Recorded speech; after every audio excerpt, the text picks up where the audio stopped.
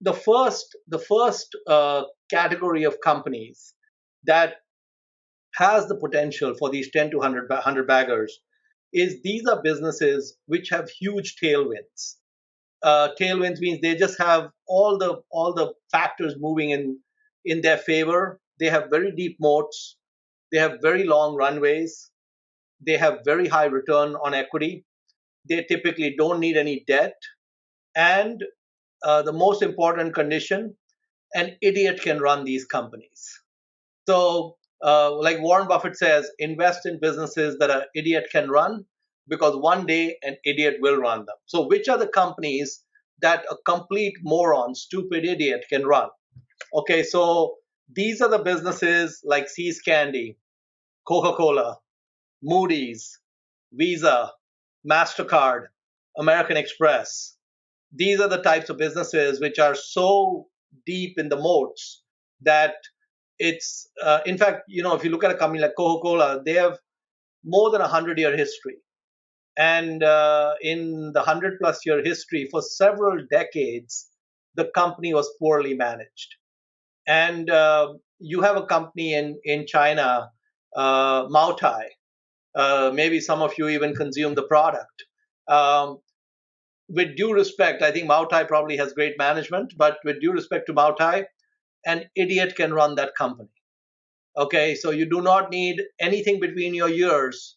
You can put me in charge of Maotai and I can run it. Even a person like me can run that company. That is an unbelievable, fantastic business. Okay, so there's a good friend of mine, you might have heard of him. His name is Guy Spear. Guy has a mental model he uses, and his mental model, which he's used actually for more than 15 years, is that if he identifies a company like Moody's or S&P as a great business, or let's say if he identifies Coca-Cola as a great business, or let's say the Coca-Cola bottlers as a great business, what he does then, he looks around the world for Coca-Cola bottlers in other countries. So if he finds that being a Coca-Cola bottler is great in Tennessee in the US, then I want to find the same business in Brazil. I want to find the bottler in China. I want to find the bottler in India. And I want to go around the world looking for the Coke bottler. And I want to find which one is being undervalued. And then I want to invest in it because the economics of these Coke bottlers, no matter where in the world they are, is about the same. They all are great businesses. So one of the businesses, which is the ultimate deep moat business, is Moody's. They do the debt ratings, and even in the financial crisis, when they gave all bad and flawed and garbage debt ratings, it still did not destroy the company. This is a great business that an idiot can run.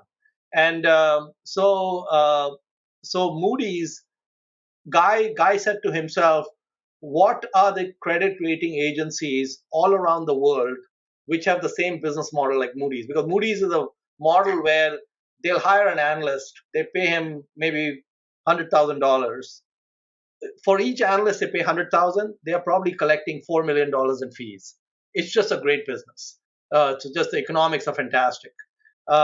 So he found a company in 2001 in India, which was a very small but was the number one credit rating agency in India, exactly like Moody's was in the US. And he found that S&P 500 owned 10% of that company. So S&P had done a lot of due diligence and they bought a 10% stake in the company. That company was called Crystal. And so Guy Spear, at that time, he was managing about 30, $40 million. He made a small investment in Crystal. And it went up, it doubled or tripled in 2, 3 years. And then he bought a little bit more. And then another year or two later, he sold it all. He had made like 4 times his money. So sometimes I like to pour salt on the wounds of Guy Spear. Like sometimes I want to have fun with him. I spoke to him last night when I was preparing that talk. I said, "Hey, Guy, that Crystal position that you owned, which you sold, if you had not sold, uh, it it went up 130 times after he sold. Okay, and he's actually the kind of guy who doesn't even trade that much. He just buys and holds. Uh, So I said, hey, by the way, that crystal you sold back then, why did you sell it?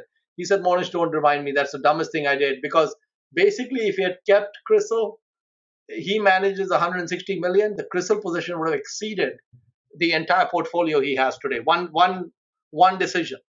And and what was so hard about that decision? Well, it wasn't hard.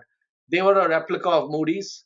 I already told you, an idiot can run Moody's, just like an idiot can run Coca-Cola, and idiots have run it, and they've not been able to destroy these businesses.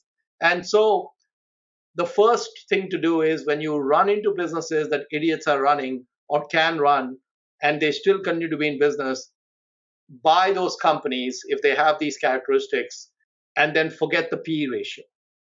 Just buy and hold forever, because probably those are very, very few businesses on the planet.